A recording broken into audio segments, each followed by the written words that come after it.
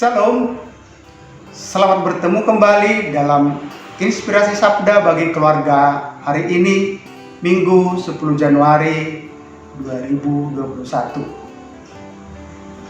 Hari ini kita memperingati Pesta Pembaptisan Tuhan. Renungan dikutip dari Injil Markus, bab 1 ayat 7 sampai 11.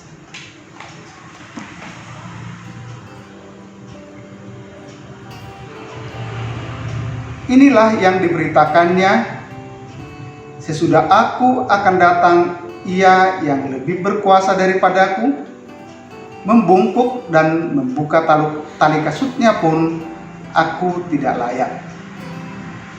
Aku membaptis kamu dengan air, tetapi ia akan membaptis kamu dengan Roh Kudus. Pada waktu itu datanglah Yesus dari Nazaret di tanah Galilea, dan ia dibaptis di sungai Yordan oleh Yohanes. Pada saat keluar dari air, ia melihat langit terkoyak dan roh seperti burung merpati turun ke atasnya. Lalu terdengarlah suara dari surga, "Engkaulah anakku yang kukasihi, kepadamulah aku berkenan." Demikianlah Injil Tuhan. Terpujilah Kristus. Saudara-saudari yang dikasihi Tuhan, baptis yang diperkenalkan kepada pengikut Kristus diserukan oleh Yohanes Pembaptis di Sungai Yordan sebagai lambang pertobatan dan jalan menerima karunia Roh Kudus. Dialah yang tampil di padang gurun dengan menyerukan, "Bertobatlah dan berilah dirimu dibaptis, dan Allah akan mengampuni dosamu." Yohanes menawarkan baptisan pertobatan bagi orang-orang yang mau diampuni dosanya. Dan ketika itu, banyak orang yang merespon panggilan ini dengan mengakui dosa serta memberi diri untuk dibaptis. Lalu Yesus hadir juga di sana untuk memberi dirinya dibaptis walau ia bukan seorang pendosa. Karena Alkitab jelas mengatakan bahwa ia adalah anak Allah yang kudus dan tidak berdosa. Namun ia tetap hadir dengan rendah hati untuk minta dibaptis oleh Yohanes. Baptisan kepada Yesus dimaksudkan sebagai tanda solidaritas Yesus sebagai putra Allah kepada manusia yang penuh dengan dosa. Dengan memberi dirinya dibaptis adalah sebagai tanda permulaan pelayanannya di dunia ini. Baptisannya ini jugalah yang merupakan pernyataan kasihnya kepada dunia, yang menggambarkan penderitaan yang akan dialami di kayu salib karena memikul dosa-dosa manusia. Dan dengan baptis ini juga dimulailah karya Sang Putra yang tunggal yang mendapat dukungan dari Allah Bapa. Ditunjukkan dengan peristiwa langit terkoyak, kemudian tampak roh seperti burung merpati turun di atasnya dengan berkata, "Engkaulah anak yang kukasihi, kepadamulah aku berkenan."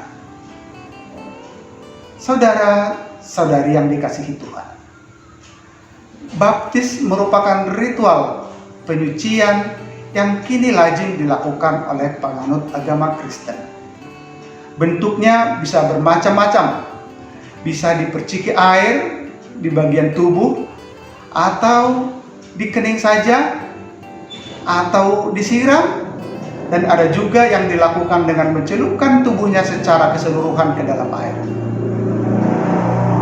Kuasa baptis tersebut telah diamanatkan oleh Yesus kepada murid-muridnya dan kepada kita sekarang ini, agar melakukan pembaptisan kepada umat manusia dengan berkata, Karena itu pergilah, jadikanlah semua bangsa muridku, dan baptislah mereka dalam nama Bapa dan Anak dan Roh Kudus.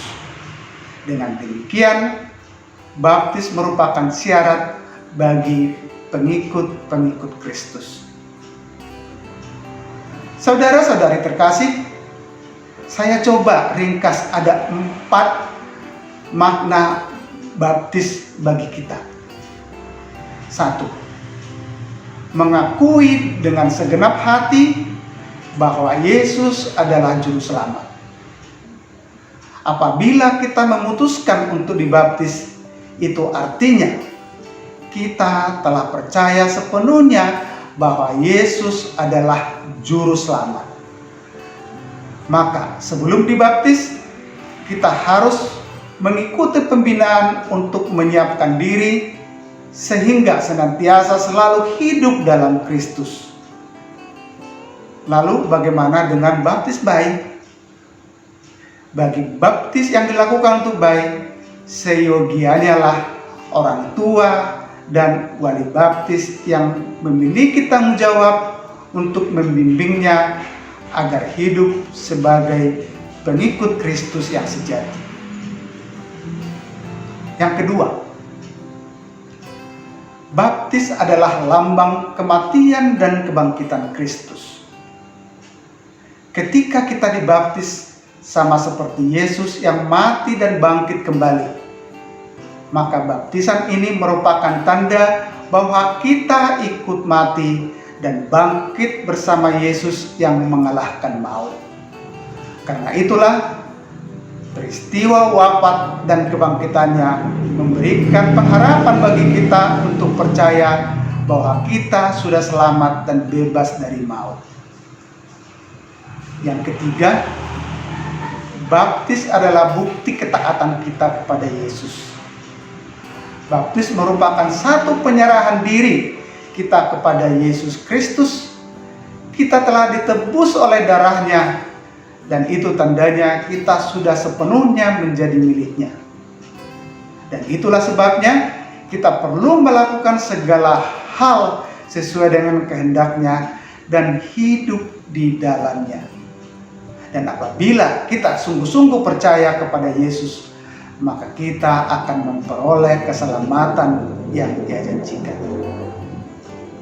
Yang keempat, baptis adalah bukti bahwa kita adalah saksi Kristus. Salah satu misi dari orang percaya adalah menjadi saksi untuk Kristus dan untuk memenangkan hati orang supaya mereka juga beroleh keselamatan. Kita akan hidup di dunia ini dengan tujuan besar, yaitu menyatakan Kristus melalui perbuatan kita. Dan agar dapat melakukan hal tersebut, tentunya kita harus hidup dalam terang dan memiliki karakter Kristus. Hiduplah dengan mengandalkan Roh Kudus, sehingga kita menghasilkan buah-buah roh yang bermanfaat bagi orang lain. Sehingga hal-hal positif yang ada dalam diri kita dapat menjadi saksi bahwa Kristus ada di dalam diri kita dan juga ada di dalam keluarga kita. Semoga